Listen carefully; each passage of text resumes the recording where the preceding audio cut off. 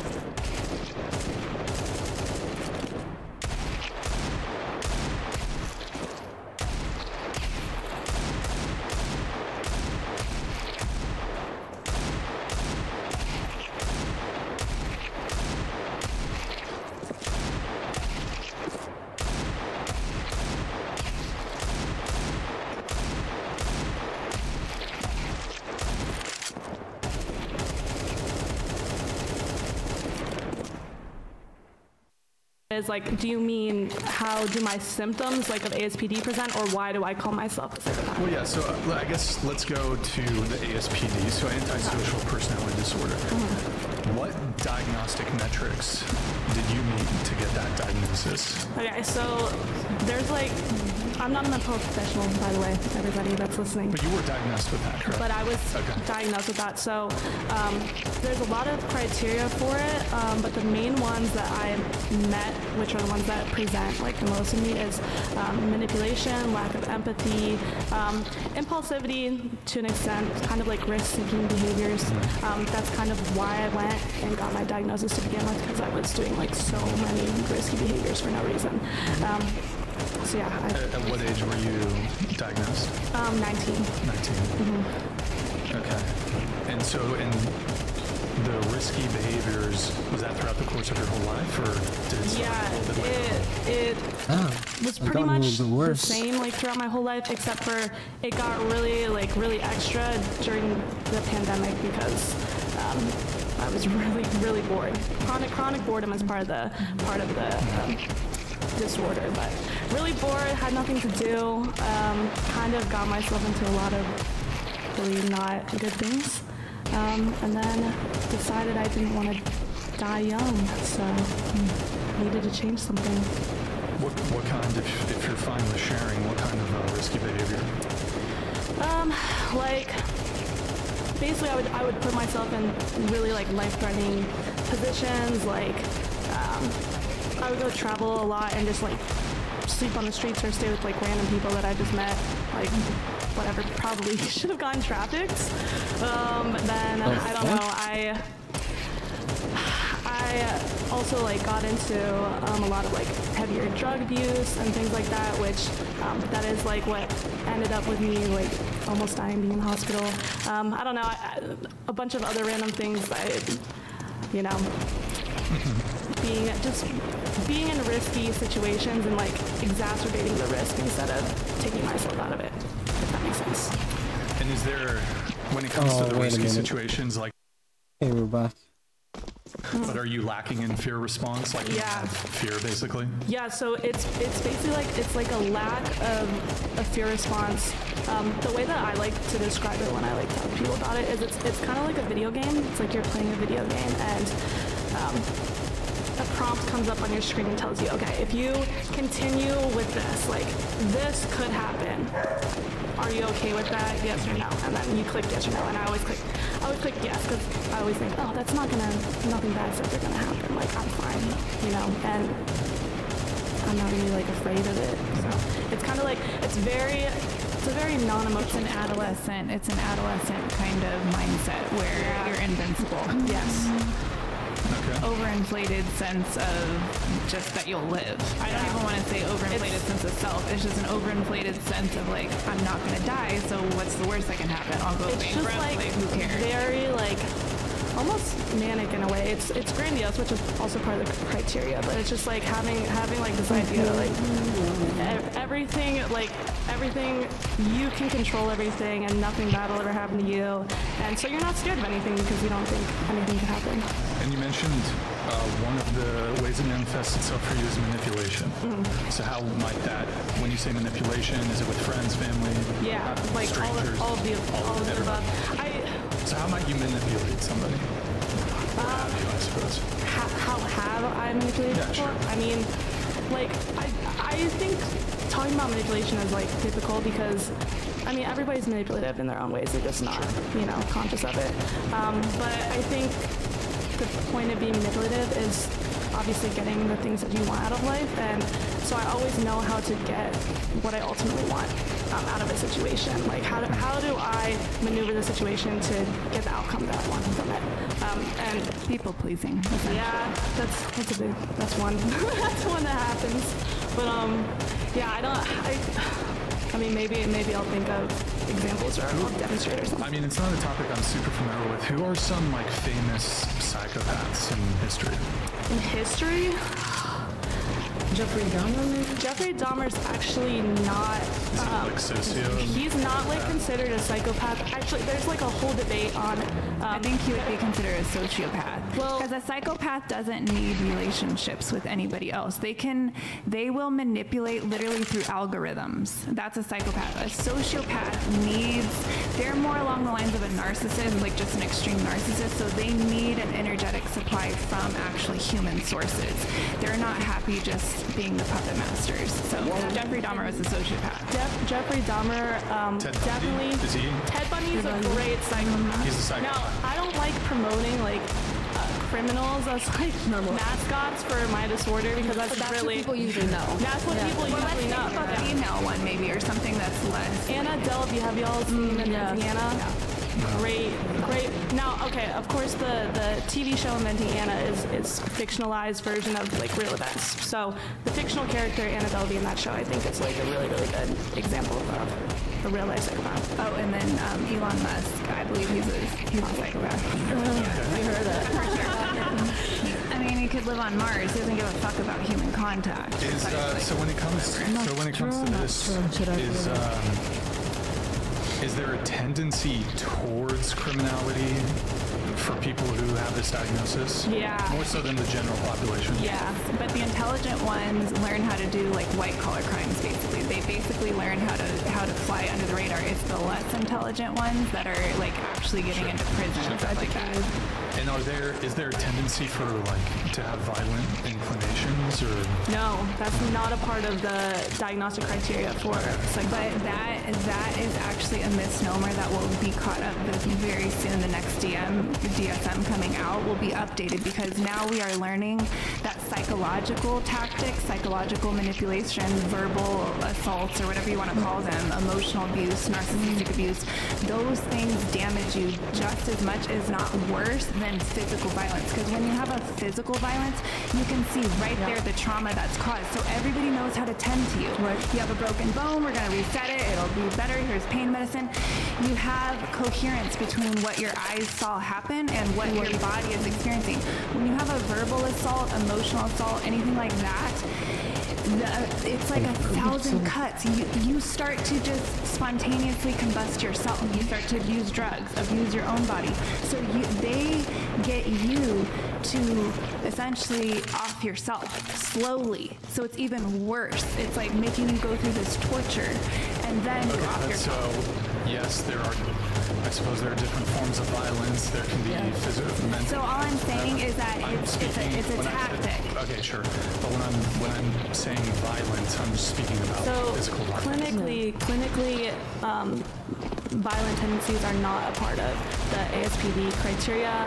It's not inherent to the disorder, and most people think it is because that's like what the media portrayal is, and you know it can be comorbid, but that's just classic sadism, right? And sadism and psychopathy are not the same thing, but they can go hand in hand, and when they go hand in hand, that's what makes a really dangerous person, and that's like why we know these people in the media, because those are the people that everyone's interested in learning about. A lot of women that do OnlyFans, in their subconscious, they're being sadistic to themselves because they're over and over raping themselves. by letting all these guys abusing them. Exactly, and that's an example of what I'm talking about. Their own dads did that damage to them, so their dad literally acted as a... Intro, go ahead. Hi, my name's Riley. I'm 31 and I'm a recording artist. Where are you from? I'm from LA. All right, welcome. What kind of music do you do? It's like witchy. Oh, it's witchy, like R&B, jazz. Witchy. Yeah. What is that? Dark, moody, creepy. Like emo. It's not necessarily emo. More of it is like it's like something bad's gonna happen, but we don't know yet, and intriguing in a way. Are you a rapper? Are you singing? Sing, yeah. Can we hear something? Yeah. No. Sing right now. Yeah, go for it. Yeah, go I ahead. don't know what should I sing. You're On everybody's brain. There we go. So going around the table once more. Actually, before we do that, we need your dog to be introduced. After Yeah, this is Slim. Slim. You have a nice haircut. Thank you. The real Slim Shih Tzu on Instagram, inspired by my favorite rapper, Eminem. Thank you. Wait, guys. For the third time, only one person speaking at a time. You jumble the audio for the viewers. She's speaking. Let her talk. Go ahead. Inspired by my favorite rapper, Eminem, the real Slim Shih Tzu on Instagram. He's my co-host in my interviews. He says hi. And it's service dog. Service animal, yes. Okay. So well behaved. And He helped me. is it because of like a disability or? I have a lot of mental illnesses, I do, but you don't have to go into that. I know that this. So the second question I have is, so what work or task has the dog been trained? I saw this coming. I'm ready for this. What you got? He helped me with my medication. Helps you with your medication? Let's see. I need it. To regulate your medications, or Don't worry about it. It seemed to me Like he delivers the medication to you? No. it's working for them. Obviously, they're here, so He's just trying to figure out what she means. cry. I Like mean, he in lights your reality, bong? he saved my. He likes my what? He lights your bong? Like, what do you My mean help? bong? Yeah, how does he help you with your medication? Are you saying that because I smoke weed? Yes. The judgment. The judgment is like. Why am I judging? If we're being. You said, isn't weed medication? He's helping you with your medication. Oh wow, you mean, took it true, there. That was true. a great connect. Wow. it seemed like That was a good one. That was your own trauma. How's that That was your own That's trauma. not I mean, if I'm being completely honest, Projection. he saved my life mental health wise. If I'm being completely honest, like. Can I be completely honest about something? It seemed to me like in America, it's like fashionable or trendy in a lot of women's mind, right? To say that they have mental illnesses. And I didn't really understand them until my son came from college and said, Mom, I'm not going to date American girls because everybody either on Xanax or any psychiatric pills, everybody talk about their mental illness. Nobody's life to be normal anymore. Everybody just ride on that crazy horse. It's ridiculous. I mean, I don't like saying crazy, but What's normal though? I'm an addict and I've been to rehab twice, so. And we're basically I don't disrespect your addict because I used to work with addicts. Just a second, I'm speaking. I'm not disrespecting you being an addict, but I just think when you live and surround yourself by women that always talk about their mental illness and the pills they're taking, you're gonna stay in this paradigm of loop of being psycho. But if you surround yourself by women who don't talk about their mental illness and then being a mother and have to do OnlyFans and all this bullshit, then you're gonna become more normal and I actually think it's healthy to speak about your mental illness because I think the more we talk one about person? it, the more people are gonna not feel ashamed about it. It's not about being ashamed. You lost my. Wait a second. Sorry, I'm not disregarding what you're saying, but it's really important for me that you understand my point. Okay. It's okay to talk about your mental illness, but when you surround yourself in a society which is happening, I'm not originally American, thank God I'm American now, but when I sit in so many type of society in America, right, surrounding American women, only they talk about Xanax, mental illness, bad childhood, That's not what I'm talking about, though. Yeah, I created a show called Shirley's Temple with a focus on mental health, so celebrities could come on and talk about their experiences, talk about how therapy helped them or didn't help them, talk about how they got their life together. I shouldn't be The alive. healing journey. It's basically So That's amazing that you do I'm that. here to tell people that you need to take care of your mental health. It's amazing that you do that. And I feel you. Like, you don't want to. People throw around the word depression, anxiety all the time. But when you talk about it, you just bring it into your life instead of saying, yes, I was through a little issue. Just a second. I was on a little bit of issue because she's jumping every 2 seconds. Don't be a parent. Let me speak. So when you put yourself surrounded with women that all the time, talk about their mental illness, you're going to stay mentally ill. You're talking about it in a negative way. You're talking about pills and Xanax. What does that have to do with mental health? If you're an addict, maybe you. What are you talking about? When you I'm talking about the regular person who hasn't tried pills or Xanax. There's no regular people. Everybody taking pills in this country. I've Not true. I've struggled with my mental health for 20 years and I never took anything. But a lot of people, a lot of women. I feel bad for the people because I was that person too. I was addicted to pills. I thought she never took it. $200. Desiree has narcissistic personality disorder. Has epicenter of attention always and will gaslight anyone anytime. But then says sorry but can't STF you. $200, they say. Yo, Prometheus, thank you for the TTS. Desiree, do you have a quick response to the TTS? And I'll have you guys continue. Some people call me autistic and some people call me narcissistic. There you go. So it is whatever your viewpoint. Are you diagnosed with autism? Yes, moderate autism. But I'm of the genius savant type. So my IQ is 145. Oh my God. Oh. What's it out of? Are you diagnosed as an idiot savant? Einstein was around 140. But you're not Einstein and you're not idiot savant. No, I'm Desiree. If you're an idiot savant, you should be diagnosed by that. And savant is actually a genius, and you're not obviously. I am literally diagnosed. What is an autistic person? I love her. Do you know autism? I love me too. No, I'm asking you. What is an autistic person? What's an autistic person? It's a neurodivergence. It's a form of neurodivergence where basically my whole nervous system is much more sensitive than a typical person. I would say that has nothing to do with it. I'm definitely diagnosed autistic. And that has nothing to do with it. It's one of them. You're autistic? Yeah. Just raise your hand. Are you autistic? Show of hands. Can we get an autism check? And narcissistic. Autism check. Autism. Yo, Narcissistic chat. and One in the chat if you're autistic. Two in the chat if you're not autistic. One in the chat if If you you're have nervous autistic. system problems, you say. Just autism check real quick. Check. Oh my God. You guys were having a back and forth. Go ahead. Go ahead. You want me to say something? Yeah, continue. You guys. I want to say something to you. I'm not against you. Don't get me wrong, but I want to say something. I saw your interview with him a couple times, and I see how, no, her. Oh, I was like, what? And I see not you. Okay. And I see how you talk today, and I'll be honest with you, a woman to a woman, right? I'm not judging you just from seeing, a lot of things around me. I think you're a good person with a good heart. Gosh. I just think that you're surrounded by people that feed your disease of narcissism by talking about yourself all the time, explaining all the time, interrupting all the time, thinking you know everything all the time. Nothing goes wrong. And just a second.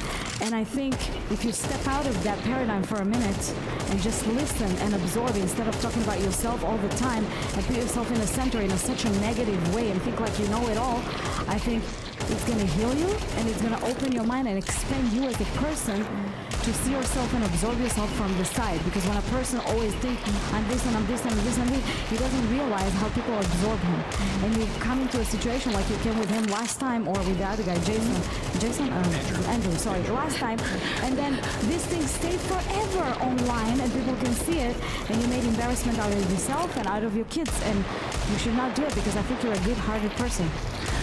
So I actually agree with you, and I would call that my masculine shield. So I developed that defense mechanism. It's actually an intimacy issue. So when I feel like not safe in an environment, I put up that cockiness or the condescendence or thinking that I know it all or have to figure it all out. So I totally agree with you, and it's not my best self. I really do appreciate the feedback. And this show has been a great learning lesson for me. I personally haven't felt embarrassed by any of it. My kids haven't been embarrassed by it. So the embarrassment would be a projection. Can I say something? But can I respond to this specifically? Sure. You might don't think that your kids would be embarrassed, but I want to tell you something. Your kids grow up with you. You are the role model, okay? You are the mother for your son. I don't know if you have sons, but for your son, you are the first woman in his life. You are the model of the next 10 women or 20 women, whatever he's going to have in his life. So he thinks the world of me. Wait a second. He thinks the world of you now. But my son is almost 22 years old, okay? So your kid's going through steps. when your son is gonna be 25 or 26 or 40, and they're gonna look back, because in life you can only live life forward and understand them backwards. You don't want to look backwards to your life, right? And then say, oh my God, I made a fool out of myself. And then your son's gonna grow up and see these things on the media and think, what the hell, this is the woman I was looking up to? No, actually, the way that I see it is that my children look back at my more messy times of life and they feel able to be open with me because they see my humanness and my process. And I explain to them all along the way, you know what? God, I was a shit show in that season. I am so sorry, you guys. In fact, the kids talk about, my son brings this up often. He said, Mom, remember when you first left Dad and we lived in a different place like every 4 months? And I was like, oh God, here's the trauma coming. I'm gonna have to like apologize. And what he said is, actually, that was so fun, Mom. It was super fun. Like I never knew where we were gonna go, but we You know why they say it's super fun? You wanna know why they say it's super fun? Hold on. I'll just move on. I have to move on. Sorry, guys. Desiree, you're not a savage. They don't know better. Delusional, and insanely narcissistic. The only thing that's 140 plus is your body count. You need help. Love you, Sheena. Day, please listen, not just hear her. She's supposed to be smarter than Einstein, to be I do honest. have to move on. I don't know. Okay. I was like, everything's crazy. Wait, let me say, what you're saying, all these little remarks you're saying, it's literally your mechanism, your defense mechanism to justify it in your own brain. When you say, oh, my son, you say it in kind of like funny, laughy way, like it's okay, like you legitimize it. You literally, this is your defense mechanism to feel okay about what's going on. You need to go, or maybe it's what actually happened, and I don't think my son's a liar, so I don't think I'm sorry, guys. I do have to move on. I'm sorry. No, I'm sorry. I have to move on. So, going back to this, your service dog. I did not actually get an answer. I knew this was coming. So, your dog. Hail and well met. Lol Paladins donated $200.02. I'll have to fix it. Ryan outdid himself with this panel. You all are bragging and competing to see who is the craziest. You're all winning the Special Olympics. Stop bragging about your mental illnesses. Yo, Lol Paladins, thank you, man. Appreciate it. Thank you. 202 cents. Thank you, That's some kinky shit. Well, I would. Appreciate it, Lol Paladins. Good to see you in chat. Making this in. So Shirley, your dog gets you, helps you with drugs? That was a joke, but no one picked up on that. Someone told me if you say he helps you with medications, no one can say shit. But he saved my life. He saved my mental health. Like no, but so what work or task has the dog been trained to perform? I mean emotional support. So wait, is it a service dog or an ESA? He's an ESA. You said it's a service dog. He is a service dog too. No, there's a difference. I mean, he's both. He's both. Yes. Yes. So, but.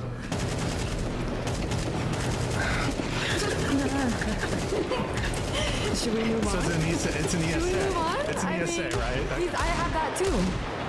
Do you have dogs? You clearly don't. What does that have to? What would it? Do you have dogs? Let's say I have a did. stuffed dog. What would that have to do with it? Because you would understand how a dog can change your life. It's just having someone else in your life instead of. Well, I've actually had Instead of what? I've had 2 dogs throughout my life. So you get it. So why are you pressing me about swim? Do you have kids? I don't. That makes sense. Do you? I do. Oh damn. Yeah, I could never. Guys, fine. Reminder into the mics, please. Sorry. When you're speaking. Okay, so. But Oh my gosh. I like dogs, but the whole like service animal thing. It's know like what I the mean? mental illness in America. Everything is bullshit and everybody lie to each other, you know? In this country, Surely, is it bullshit? Hey, fine, the hustle, I get the hustle, you want the dog with you, I get the hustle, but is it bullshit, to be honest? I paid for a service dog certificate so I could fly with him. they pay for the bullshit. That's exactly what I'm talking about.